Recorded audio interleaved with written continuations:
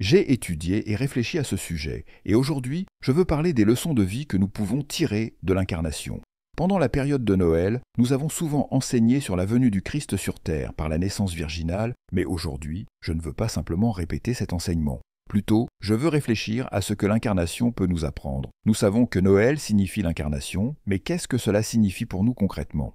Je veux commencer avec quelques affirmations importantes. Tout d'abord, chaque être humain a été créé pour réussir. Dieu n'a jamais créé d'échec. Les gens peuvent échouer, mais ce n'est pas la volonté de Dieu pour eux. Ensuite, le succès semble souvent être une question de persévérance, de tenir bon là où d'autres ont abandonné. Les personnes qui réussissent sont celles qui ne lâchent pas. En fait, j'en suis venu à la conclusion qu'une personne qui réussit est simplement un échec qui n'a pas abandonné. Et inversement, une personne qui échoue est simplement une réussite qui a abandonné.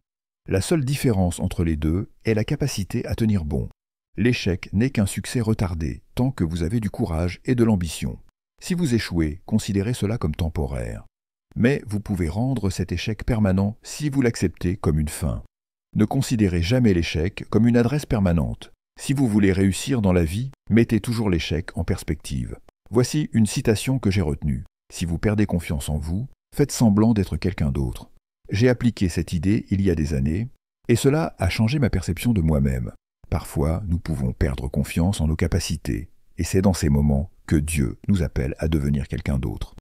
J'ai été fasciné par les récits bibliques où Dieu présente aux gens une nouvelle version d'eux-mêmes. Prenez Abraham par exemple. Ses parents l'avaient nommé Abram, ce qui signifie « sans enfant ». Dieu est venu le rencontrer et a changé son nom en Abraham, qui signifie « père de nombreux enfants ». Imaginez cela, un homme sans enfant, appelé à regarder les étoiles pour compter ses descendants. Quand Dieu a rencontré Gédéon, celui-ci était un homme peureux, caché sous un plancher. L'ange du Seigneur lui a dit « Vaillant guerrier ». Gédéon a été tellement surpris qu'il a cherché à qui l'on s'adressait. Parfois, ce que nous croyons de nous-mêmes n'est pas suffisant pour accomplir ce que Dieu nous appelle à faire. Nous devons nous voir autrement, comme Dieu nous voit.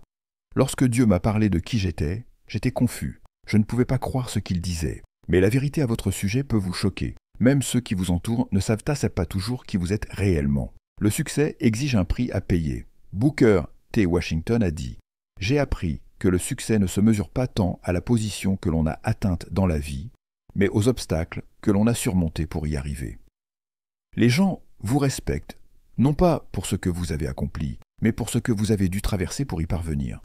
C'est pourquoi des figures comme Nelson Mandela sont admirées. Ce n'est pas seulement pour leur intelligence, mais pour leur résilience face à l'adversité. Si vous traversez un moment difficile, considérez-le comme une qualification pour le succès. Soyez patient et confiant. L'adversité nous révèle à nous-mêmes.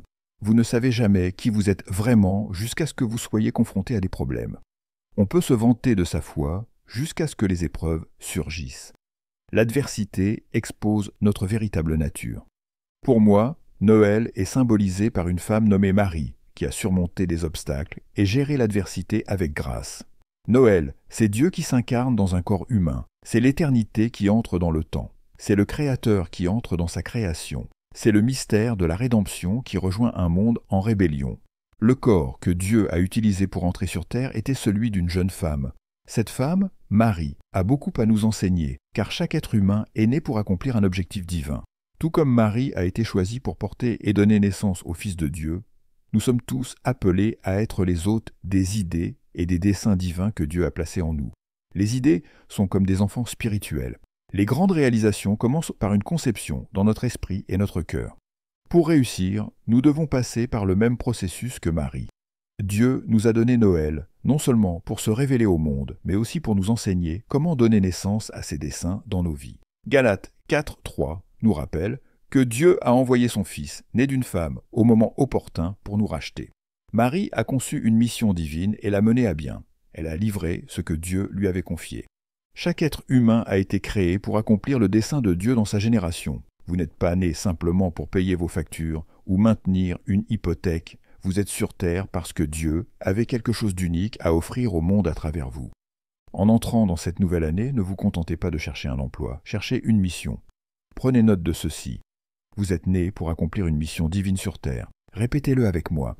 Je suis né pour accomplir une mission divine sur terre.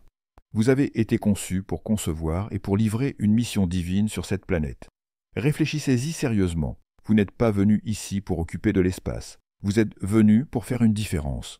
Peu importe à quel point vous vous sentez insignifiant, vous êtes porteur d'une mission importante de la part de Dieu pour ce monde. Dieu vous a envoyé ici parce que la Terre avait besoin de ce que vous portez. Votre mission est essentielle pour votre génération actuelle, et c'est pourquoi vous devriez vous applaudir pour votre importance. Vous êtes né pour impacter votre génération. Cela peut être difficile à croire, mais quand j'ai découvert qui j'étais et à quel point j'étais important, j'ai dû lutter contre mes doutes. Je ne pouvais pas croire que je pouvais faire des choses aussi significatives. Par exemple, la vice-présidente de l'Afrique du Sud m'a un jour dit qu'elle avait lu 4 de mes livres. J'étais étonné. J'ai réalisé que, bien que venant d'un lieu modeste, mes pensées influencent des personnes qui prennent des décisions à l'échelle nationale. Vous êtes tout aussi important. La vie de Marie est un exemple pour chacun de nous. Elle nous enseigne comment livrer une mission divine. Si vous suivez ces leçons, vous pouvez atteindre le sommet, quel que soit le domaine que vous poursuivez. Voici quelques enseignements clés. Dans Proverbe 19, il est dit que beaucoup de projets sont dans le cœur de l'homme, mais c'est le dessein de l'Éternel qui s'accomplit. Dieu a un dessein pour votre vie, et il veut que vous réussissiez encore plus que vous ne le souhaitez. En poursuivant le plan divin, vous êtes protégés. Dieu intervient pour sauver ceux qui suivent leur mission et réprimande ceux qui s'y opposent. Votre dessein est ce pourquoi vous existez. Apprendre à concevoir, croire, protéger et livrer votre mission divine est essentiel. Marie a traversé ces étapes. Concevoir, croire, protéger et finalement livrer. Nous devons faire de même dans nos idées d'entreprise, nos ministères ou nos projets personnels. Voici ce que j'ai appris. Pour arriver quelque part, il faut commencer à avancer. Ne restez pas immobile cette année, faites quelque chose. La patience et le temps réalisent plus que la force et la passion. Ne vous précipitez pas, mais persévérez. Marie nous enseigne que votre mission peut interférer avec vos engagements précédents ou vos relations. Lorsque l'ange est venu voir Marie, elle était déjà fiancée. Dieu a ignoré cet engagement pour lui confier une mission plus grande. Parfois, suivre la volonté de Dieu signifie abandonner certaines relations ou engagements qui ne correspondent pas à votre appel. De plus, vous êtes favorisé, même si vous ne le ressentez pas. Marie ne se considérait pas comme spéciale, mais Dieu l'avait choisie pour une mission extraordinaire. Êtes-vous prêt à croire que vous êtes favori de Dieu, peu importe vos origines? Votre mission divine aura un impact sur votre génération. Peu importe à quel point cela semble insignifiant, ce que Dieu vous appelle à faire est grand. Votre mission vous rendra toujours novice, comme une vierge, car Dieu ne vous donnera jamais une tâche que vous avez déjà faite. Si votre mission semble effrayante ou impossible, c'est une preuve qu'elle vient de Dieu. En tant que vierge dans votre mission, vous devez vous appuyer sur Dieu. La première chose dont vous aurez besoin pour accomplir votre dessein est la présence du Saint-Esprit.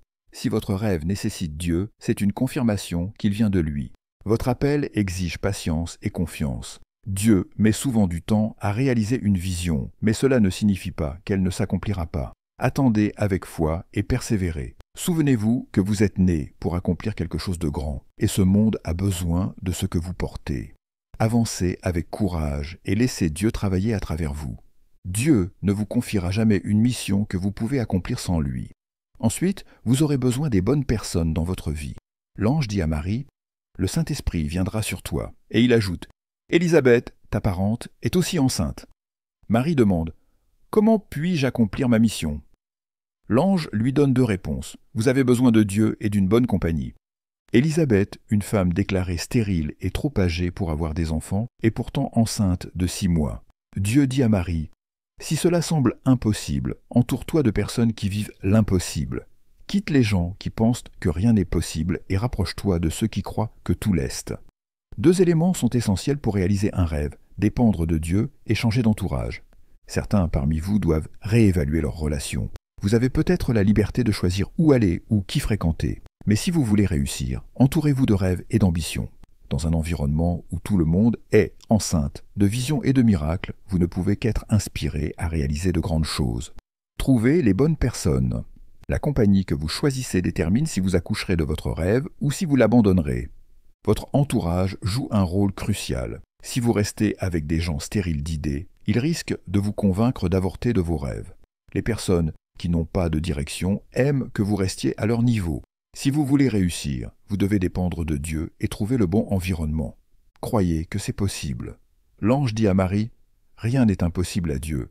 Si Dieu a rendu une femme âgée enceinte, il peut aussi rendre une vierge enceinte. Votre foi est cruciale et vous devez croire que Dieu peut réaliser l'impossible. Soumettez votre volonté à celle de Dieu. » Lorsque Marie entend l'annonce de l'ange, elle répond « Je suis la servante du Seigneur, qu'il me soit fait selon ta parole. » Accepter votre appel peut être intimidant, mais la soumission est essentielle. Dieu ne cherche pas ce que vous possédez, mais votre disposition à dire « oui ». Agissez immédiatement et prenez des décisions alignées sur votre mission. Après avoir accepté son appel, Marie se prépare immédiatement et se rend chez Élisabeth. Elle ne procrastine pas. Si vous savez ce que vous devez faire, cessez d'hésiter. Rien n'est pire que l'indécision. Prenez des décisions, même imparfaites. Il est préférable de prendre des risques que de rester immobile. Changez d'environnement pour nourrir votre mission. Lorsque Marie rencontre Élisabeth, leur bébé tressaille en elle. Entourez-vous de personnes qui font émerger vos rêves et vous motivent. Élisabeth, à 6 mois de grossesse, avait déjà traversé les étapes difficiles. Elle pouvait guider Marie et partager son expérience. Vous devez chercher des mentors et des compagnons qui en savent plus que vous pour vous inspirer et vous soutenir. En conclusion, votre mission divine exige de la foi, des relations stratégiques et une action rapide. Dépendre de Dieu et s'entourer des bonnes personnes sont les clés pour accomplir ce à quoi vous êtes appelés. Ne restez pas inactifs. Prenez des décisions et avancez avec confiance. Votre mission a un impact éternel.